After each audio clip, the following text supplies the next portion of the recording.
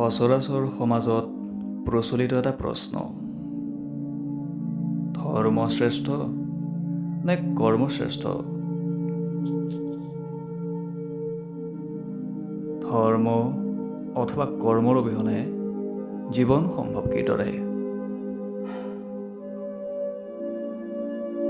যিদৰে কৰ্মৰহিত জীৱন জীয়াই থকা অসম্ভৱ, ঠিক তেনেদৰে ধৰ্মৰহিত জীৱনো নষ্টভ্ৰষ্ট হোৱাৰ দিশত।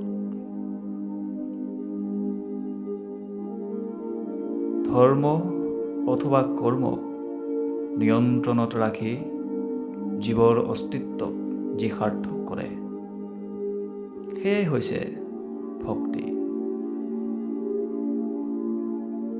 অৰ্থাৎ এই দুয়োকে সফল কৰিবলৈ ভক্তিয়ে হৈছে মূল আধাৰ।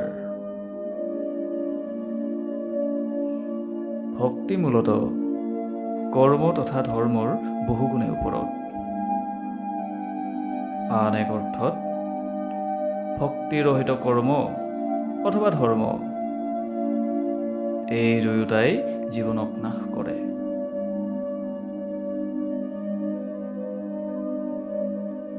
ঈশ্বৰ অৰ্থাৎ ভগৱান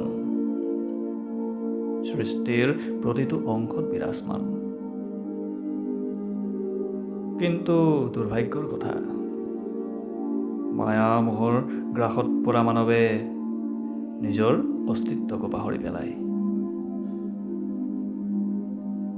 লোভ, মোহ, মায়া, অধৰ্ম, কুকৰ্ম, হিংসা আদিৰ প্ৰভাৱত নিজকে জ্ঞানী বুলি অহংকাৰ কৰা মানৱে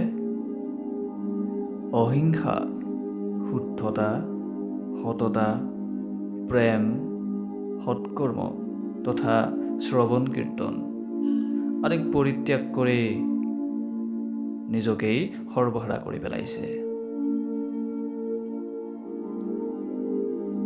সেয়ে ধৈৰ্য, নিষ্ঠা আৰু সমৰ্পিত ভাৱেৰে হৰিপ্ৰিয় হৈ শ্ৰদ্ধাপূৰ্বক সৎকৰ্মৰে এই মানৱ জীৱন সাৰ্থক কৰিব পাৰি।